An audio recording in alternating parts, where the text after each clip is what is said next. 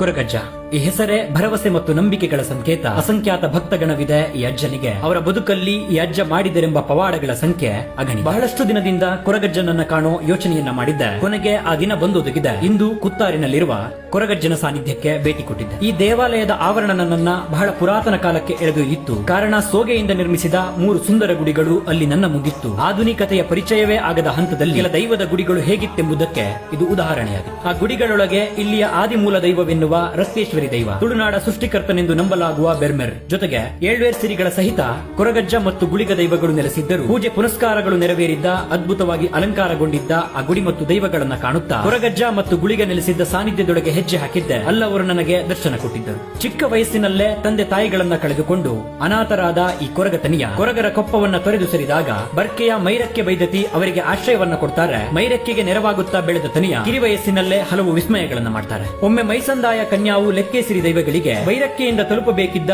7 ಜನರು ಹೊರವಷ್ಟು ಹೊರಕಾಣಿಕೆಯನ್ನ ಯಾರು ಬರದೆ ಹೋದಾಗ ಆ 7 ಜನರ ಊಟವನ್ನ ತನಿಯರೊಬ್ಬರೇ ತಿಂದು ಮುಗಿಸಿ ಆ 7 ಜನರ ಹೊರೆಯನ್ನು ಹೊತ್ತು ದೇವಾಲಯಕ್ಕೆ ಸಾಗಿ ಅಲ್ಲಿ ಜನಾಂಗೀಯ ನಿಂದನೆಗೊಳಗಾಗಿ ಹೊರಕಾಣಿಕೆಯನ್ನ ತಲುಪಿಸಿ ಬರುವ ಹೊತ್ತಿಗೆ ಮೈರಕ್ಕೆಗೆ ಬೇಕಿದ್ದ ಮಾದಲದ ಹಣ್ಣನ್ನ ಕಂಡು ಕೊಯ್ಯಲೆಂದು ಹೋಗಿ ದೈವದ ಗರ್ಭಗುಡಿಯ ಕಲಶದ ಮೇಲೆ ತಿಳಿಯದೆ ಕಾಲಿಟ್ಟಾಗ ಮೈಸಂದಾಯ ಲೆಕ್ಕೇಸಿರಿ ದೈವಗಳು ಅವನನ್ನ ಮಾಯ ಮಾಡಿದ್ದರೆಂದು ಪಾಡ್ದನದಲ್ಲಿ ಹೇಳಲಾಗುತ್ತೆ. ನಂತರ ದೈವತ್ವವನ್ನ ಪಡೆದ ಕೊರಗತನಿಯ ಅರಸು ಮತ್ತು ಪಂಜಂದಾಯ ದೈವಗಳ ನಡುವಿನ ಯುದ್ಧ ಶಮನವನ್ನ ಮಾಡಿ ಪಂಜಂದಾಯ ದೈವದಿಂದ 7 ನೆಲೆಗಳನ್ನ ಪಡೆದು ನೆಲೆಸಿದರು ಎನ್ನಲಾಗುತ್ತೆ. ನಂಬಿದ ಭಕ್ತರ ಕಷ್ಟದ ಸಮಯದಲ್ಲಿ ಯಾವುದೋ ಒಂದು ರೂಪದಲ್ಲಿ ಬಂದು ನೆರವಾಗ್ತಾರೆ ಎನ್ನಲಾಗುವ ಈ ಕೊರಗಜ್ಜ ದೈವವನ್ನ ಆ ಕಾರಣದಿಂದಲೇ ಅಸಂಖ್ಯಾತರು ನಂಬೋದು. ಅದೆಷ್ಟೋ ಜನರಿಗೆ ಕೊರಗಜ್ಜ ಎನ್ನುವುದು ಕೇವಲ ಒಂದು ಹೆಸರಲ್ಲ, ಬರೀ ಒಂದು ದೈವವಲ್ಲ, ನಮ್ಮನ್ನ ಕಾಯುವ